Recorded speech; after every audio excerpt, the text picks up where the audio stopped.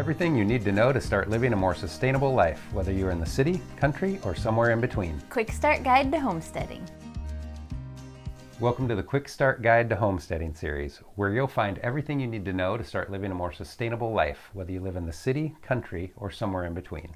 Today we're going to go into detail about the first idea in the food and drink category, which is make some pantry swaps. We think if you watch these videos, read the guide, and start practicing what you've learned, you'll be well on your way to becoming a homesteader. If you haven't already, you can download the guide for free at our website, which is wildhomesteadliving.com. We'll make sure to leave a link in the description below. What does it mean to make some pantry swaps in homesteading? So what that means is to replace some of the more highly processed or unhealthy items in your kitchen with things that are more natural and less processed. We'll give you some examples in a moment. Why is it important to make some pantry swaps as a homesteader? We've all heard that making healthier choices, more wholesome food is better for us, but knowing where to start with that can be overwhelming. Making some pantry swaps is a great way to begin shifting your diet and your eating habits towards healthier options. And choosing less processed food is also better for the environment. They often use fewer chemicals, non-GMO ingredients, and they just take less energy to produce. If you're also purchasing items that were produced in your region and being sold at a local store instead of a national chain, you'll be supporting your community as well. How do you make some pantry swaps for your homestead? So first, you want to look at what's in your pantry or cupboard right now to see what you and your family like to eat. Then you can start to consider what healthier or less processed options of those products might be out there.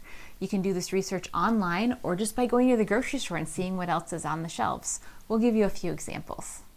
If you like sugar in your coffee or tea, consider other alternatives like honey or maybe maple syrup.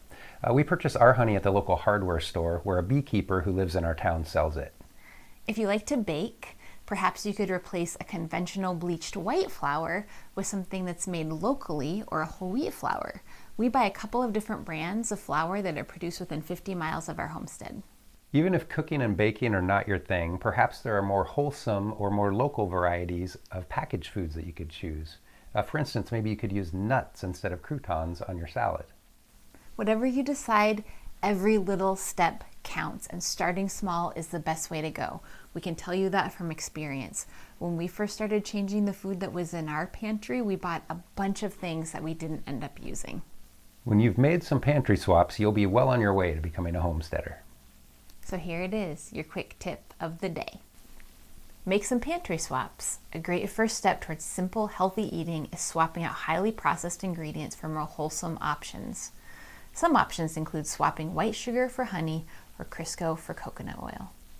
If you found this information useful, we'd love for you to subscribe to our YouTube channel and share it with others.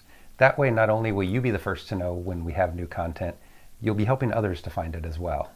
And the more people that are practicing sustainable living skills, the more hope there is for a brighter future for all of us. And remember, there is no one right way to homestead.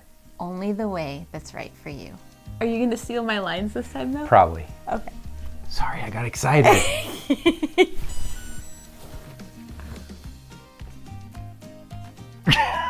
Do you want to make a thoughtful comment about what it's like to live with a chronic illness as a homesteader? No, I just want to shut up my insulin pump. Okay. Let's go.